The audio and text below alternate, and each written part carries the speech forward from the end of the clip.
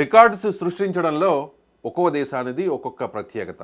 సుందర్ పిచాయ్, రిషి సునక్, సత్య నాదెళ్ల లాంటి ఎంతోమందిని ఒక మంచి పొజిషన్లో విదేశాల్లో మనం చూస్తూ ఉన్నాం, గర్వంగా చెప్పుకుంటూ ఉన్నాం.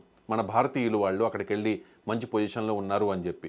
సో పాకిస్తాన్ కూడా ఒక రికార్డు ఉంది. ఆ రికార్డు ఏంటంటే గాడిదల్ని ఎక్స్పోర్ట్ చేయడంలో, అడ్డగాడిదల లాంటి ఉగ్రవాదుల్ని ఎక్స్పోర్ట్ చేయడంలో, అట్ ది సేమ్ టైం మనం వెనకాల చూస్తూ ఉన్నాం ఇలాంటి బెగ్గర్స్ని కూడా ఆ పక్కనున్న ముస్లిం దేశాలన్నిటికీ కూడా దొంగతనంగా ఎక్స్పోర్ట్ చేయడం.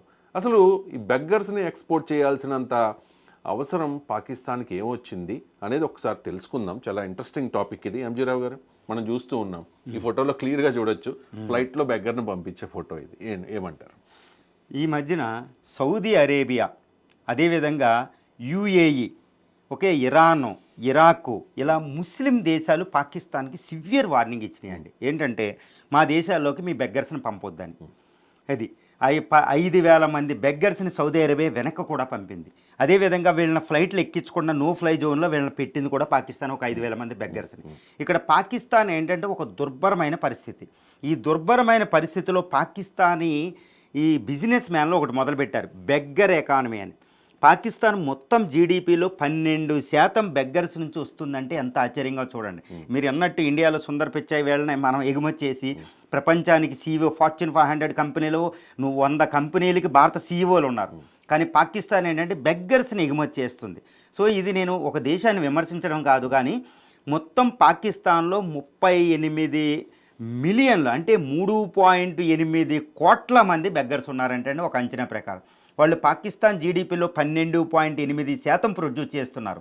ఎందుకంటే వీళ్ళకి పాకిస్తాన్లో బెగ్గర్స్కి శాలరీలు ఉంటాయండి. బిజినెస్ మ్యాన్లు ఏంటంటే బెగ్గర్స్ని పోగు చేసి వాళ్ళకి ఒక శాలరీ ఇస్తారన్నమాట. 2,000 వరకు ఇస్తారంట కరాచీలో ఒక్కొక్క బెగ్గర్కి, ఒక రోజుకి సంపాదన అనమాట. సో ఈ బెగ్గర్స్ ఎందుకు వస్తున్నారు అంటే యాక్చువల్గా ఇస్లామిక్ మతంలో బెగ్గర్స్ అనేది నిషేధితం అనమాట. విపత్కర పరిస్థితులు, ఇంకా దిక్కులేని తరంలో మాత్రమే బెగ్గర్స్ని ఇస్లాం మతం, పవిత్రమైన ఇస్లాం మతం అనుమతిస్తుంది. కానీ బెగ్గర్స్ని మాత్రం ఇస్లాం మతం అనుమతించదు. అది డిఫరెంట్గా ఉంటుంది. ఎందుకంటే దానాలు ఎక్కువ ఉంటాయి అన్నమాట. ఒక దానం రూపంలో ఇవ్వడం, కానీ బెగ్గింగ్ రూపంలో ఎవరు చూడండి. రంజాన్ ఒక అద్భుతమైన ఒక స్థితి ఉంది ఇస్లాం మతంలో. ఎంత ఉన్నా ఆస్తిలో కొంతమంది దానం చేస్తారు. పేర్లు అంటే నేను చెప్పలేను, కానీ దానం చేస్తారు. సో బెగ్గర్స్ని ప్రమోట్ చేయరు. కానీ పాకిస్తాన్ ఏం చేస్తుందంటే ఇస్లామిక్ షరియత్లాకి వ్యతిరేకంగా ఒక బెగ్గర్స్ని తయారు చేస్తుందన్నమాట. ఇవి మిగిలిన ఇస్లామిక్ షరియత్లని సీరియస్గా ఫాలో అయ్యే యుఏఈ, సౌదీ అరేబియా కింగ్డమ్లు అనేవి అసలు నిర్ఘాంతపోతున్నాయి అనమాట. ఏంటి ఇది, మీరు చేసేది ఏంటి? మా దేశంలో బెగ్గర్లు పంపించడం ఏంటి? మొత్తం మా దేశంలో ఎక్కడ చూసినా బెగ్గర్లే ఉన్నారు. అంతరం మీవేడు. మళ్ళీ వాళ్ళు ఫ్లైట్ల మీద రావడం, ఫ్లైట్ల మీద వెళ్ళడం, ఏంటిది? ఒక నిజమైన బెగ్గర్ కాదు. ఈ విధంగా రష్యా అయితే, సౌదీ అరేబియా అయితే ఉమ్రా ఉమ్రా అంటే మక్కా మదీనాలు వెళ్ళడానికి ఈ వీసాలు అనమాట. వాటిని మేము మొత్తం ఆపేస్తాం, మీ బెగ్గర్స్ని ఏదో వంక వచ్చేస్తున్నారు, మీరు ఎలా ఆపుతారో మాకు తెలియదని పాకిస్తాన్ చెప్పింది.